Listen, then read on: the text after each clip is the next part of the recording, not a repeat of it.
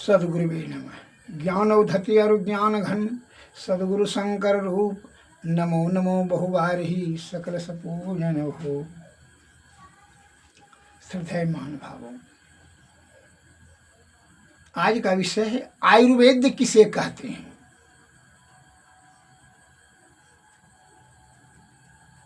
इस प्रश्नों का क्या जवाब है। हमारे प्राचीन बुद्धिजीवी आदि विद्वान वैद्यगणों के मस्तिष्क में जो इस प्रश्नों का समाधान हुआ, उन्होंने बताया।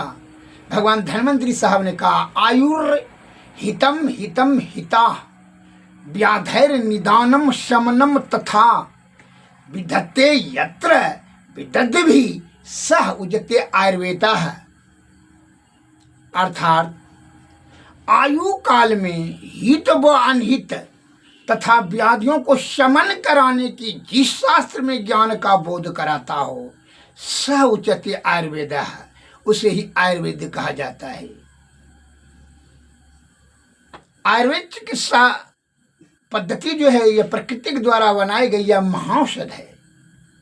अतः निर्मल, निष्कपट, निश्चल होकर के आयुर्वेद का प्रगाढ़ अध्ययन करके आयुर्वेद के विद्वान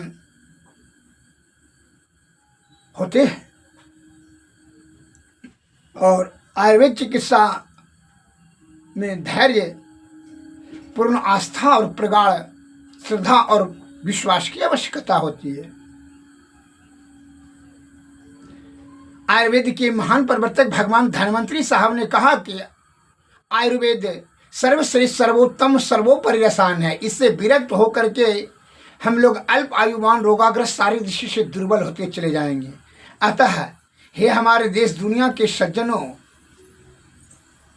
आयुर्वेद का ही सेवन करें, क्योंकि यह निर्दोष औषध होता है। यह महाऔषधि है, प्रकृति द्वारा बनाई गई यह महाऔषधि का बहिष्कार किसी अपेक्षा, आलोचना किसी भी स्थिति में न करें, क्योंकि इसलिए इससे श्रेष्ठ आपका कल्पना भी नहीं किया जा सकता है।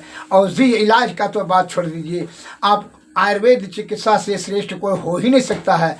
जो है व्यर्थ प्रलाप करता है, पाखंडी और लोभी, लंपट, लालची ने क्या करता है, आज क्विक एक्शन के लालच में जो है, जो केमिकल युक्त, जो सम्मिश्रित जो औषधि चमत्कारिक जादुई शक्ति दिखाने के लिए जो चलाया जाता है, इससे नाना प्रकार का साइड इफेक्ट शरीर को होता है। यह प्रकृति द्वारा बनाई गई यह मानव तन में आयुर्वेद का शाब्दिक अर्थ है, जिसमें से आयु दीर्घ हो और आरोग्यता दृढ़ हो। अर्थात निरोगता और दीर्घावस्था और आरोग्यता के प्राप्त करने के लिए आयुर्वेद का ही सेवन करें। आयुर्वेद में रोगों को नहीं बल्कि उसका कारण पर उसको ध्यान केंद्रित करके कारण का ही निवारण किया जाता है। अतः आयुर्वेद प्रकृति के द्वारा बनाई गई औषधि है, इस पर उंगली उठाने का किसी प्रकार का कोई भी भूल न करें।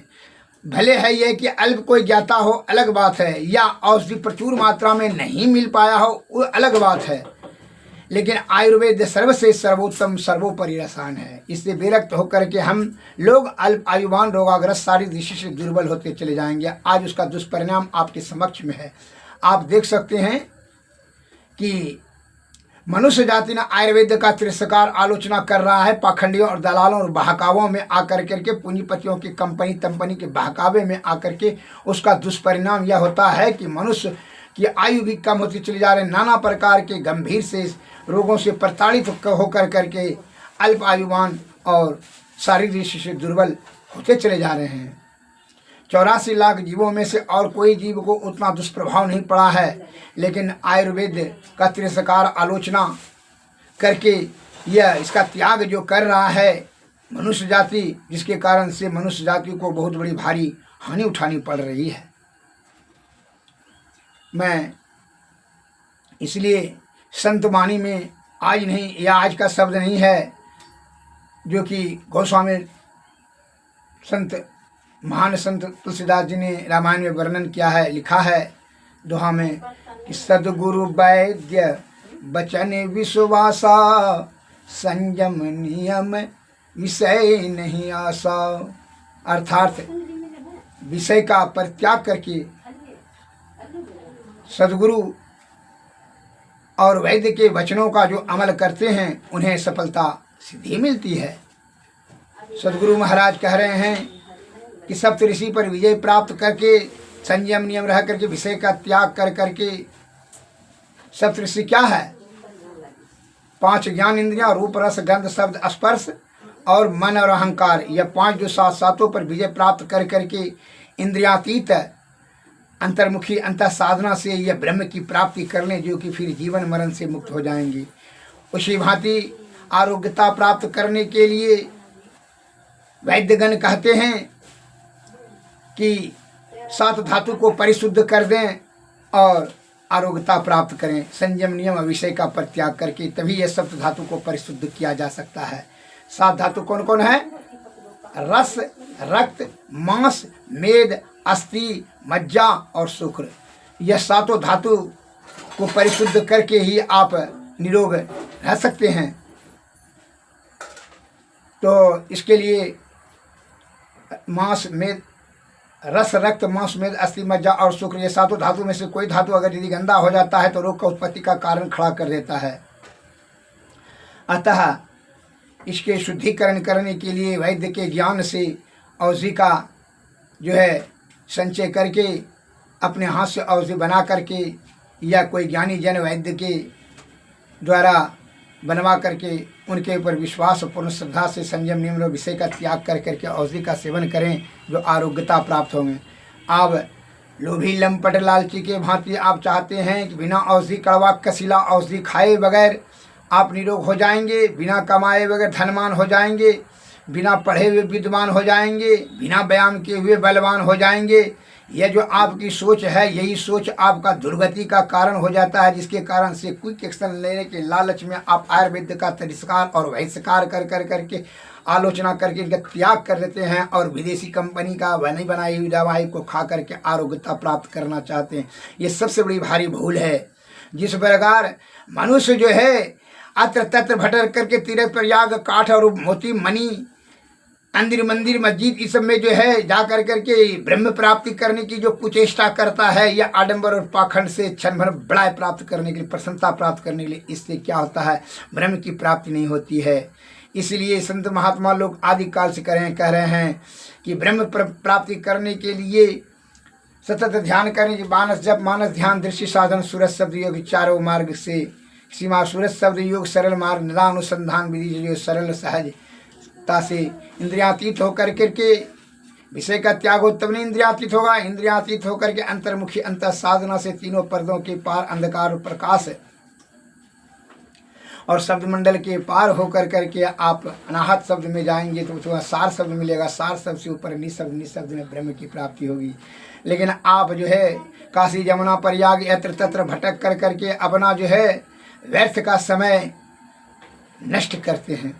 इससे क्या होगा? ब्रह्म की प्राप्ति नहीं होती। ब्रह्म की प्राप्ति तो ब्रह्म के कारण से आप तत्र भटकते हैं और उससे जो नीचे प्रवृत्ति वाले जो है अधोगति को प्राप्त करते हैं, इंद्रिय सुख को अपना सुख समझते हैं। यही सबसे बड़ी भारी भूल है। जबकि यह भूल जाता है कि इंद्रिया का गति जो सक्रिय है तो वो तो जीवात्मा से ही, जीवात्मा का परम कल्याण करने के लिए ब्रह्म की प्राप्ति परम आवश्यक है। इसके लिए सदगुरु के शरण में जाना अति अनिवार्य है, क्योंकि विषय बड़ा बलवती होता है। विषय का त्याग ऐसे असंभव है।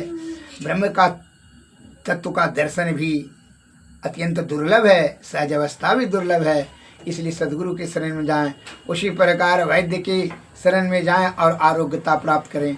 जिन महासज्जनों महानुभावों को आयुर्वेद और वैद्य के प्रति श्रद्धा है और किसी प्रकार का श्रद्धा और विश्वास तभी होता है जब ज्ञान परीक्षण करने के लिए आप हमसे संपर्क करें और किसी प्रकार का ज्ञान से, आयुर्वेदिक ज्ञान से और आयुर्वेदिक चिकित्सा सेवा से मैं आपका उत्तम सेवा करने के लिए सदैव तत्पर हूँ। आप संपर्क साधें। मेरा मोबाइल नंबर 93 34 70 46 25। 50 वर्षों से निरंतर मैं आपकी सेवा में संलग्न हूँ। अतः मैं नम्र निवेदन कर रहा हूँ कि जो ज्ञान की आवश्यकता है या चिकित्सा की आवश्यकता है, मोबाइल पर संपर्क साधें। श्री सद्गुरु महाराज की जय। मैं आपको एक साधारण फार्मूला दे रहा हूँ जिसको कब्जियत होता है। Constipation is main cause of all disease. कब्ज सभी रोगों का मूल कारण है। कब्ज को निवारण करने के लिए आप त्रिफला चूर्ण, त्रिकुटा चूर्ण और इंद्रजो सोराय, सनायपत्ती, निशोध, धंती मूल और इसमें शुद्ध सुहागा, शुद्ध फिटकरी, शुद्ध कौड़ी भस्म और शुद्ध तृतीया यह सम्मिश्रित करके बना लें दवाई अपने घर में और एक चुटकी सुबह गर्म जल के साथ प्रत्येक दिन सेवन करें तो कब्ज ना रहेगा, न खुचु पैखाना रहेगा, ना संघरणी न होगी और न विषाणु कीटाणु रहेगा। नाना प्रकार का पेट रोगों से आप उन्मुक्त हो जाएंगे, इसमें जरा भी संशय नहीं है। न कब्ज रहेगा, न गैस बनेगा, न एसिडिटी होगी। यह मैंने आपको परमार्थ के लिए, परोपकार के लिए मैं निस्वार्थ भाव से, निष्कपट निश्चल होकर के तहे दिल से मैंने यह सेवा किया। यह ज्ञान का अमल करें। बिना अमल किए हुए आप इस ज्ञान का उपेक्षा न करें। कंपनी नहीं, अपने से हाथ से बना भी सकते हैं और सेवन कर सकते हैं। और जो नहीं बना सकते हैं वह हमको बोलेंगे, हम बना देंगे, ज्ञान भी बता देंगे। और जिनको असाध और जटिल रोग से, जिसको कि परमेह रोग है, 20 प्रकार के परमेह रोग है, मधुमेह रोग है, रक्तचाप है और बात रोग है, धातु रोग है, जो भी किसी प्रकार का असाध और जटिल रोगों से प्रताड़ित हैं, उस सज्जनों से निवेदन है कि आप ज्ञान परीक्षण करने के लिए भी प्रश्न करें, संपर्क साधें। और जब आपको लगे कि ज्ञानी वैद्य हैं, प्रचार प्रसार करने के लिए नहीं, ज्ञान परीक्षण करने के लिए मैं आपसे निवेदन करता हूँ, आप ज्ञान प्राप्त करें और समाधान करें। कहा है, नहीं ज्ञान सदृशम पवित्रम यह विद्यते। ज्ञान से श्रेष्ठ और पवित्र दूसरा कोई वस्तु नहीं संसार में। राम और गुरु कृपा से मैंने तपस्या व प्रगाढ़ अध्ययन से मैंने गुण ज्ञान को अपने मस्तिष्क में जमा किया, जो कि देश दुनिया वासियों के जो है परमार्थ के लिए, हित के लिए काम में आवे हमारा ज्ञान। यही हमारी हार्दिक इच्छा है। सद्गुरुवे नमः। ज्ञान से और चिकित्सा सेवा से मैं आपका सेवा करने की सदैव तत्पर हूँ। सद्गुरुवे नमः। सद्गुरुवे नमः। जय हिंद, जय भारत।